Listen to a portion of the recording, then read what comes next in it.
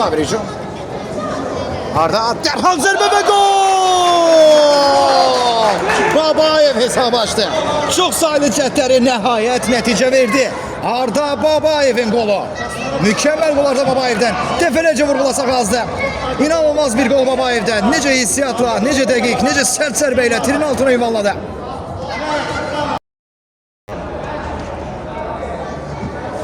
Hakikaten Qarabağ komandası topu oyuna daxil edir. Bir dəfə də gəlsin. Amma Baskulevini topladı. Babayevlə oynayır. Babacığım hareketler. Babayev ötürmesi aşağıda yuvarla çattı ve topuna daxil oldu. Süpan Bayramov vardı. Babayevin ötürmesini gola çevirir. Cəmi 8-ci dəqiqə. 2-0 Qarabağ hesabda öndə.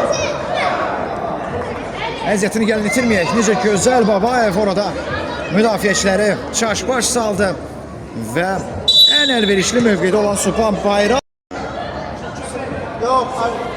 Mübariz qurma oyunçuları topa yelənir.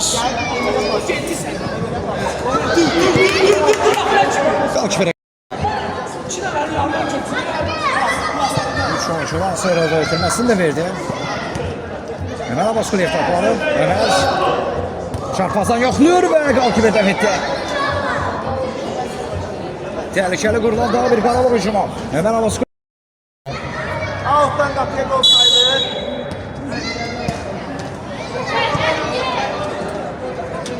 Arda.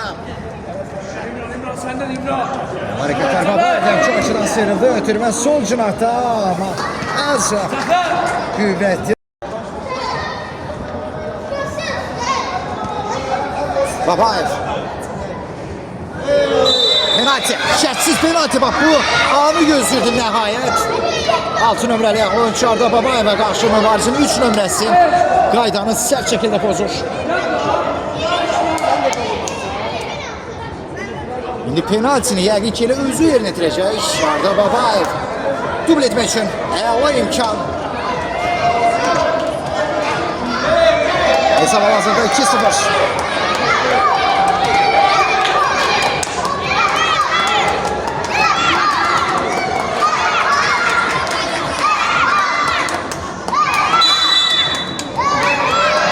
Özü yerine getirdi ve gol!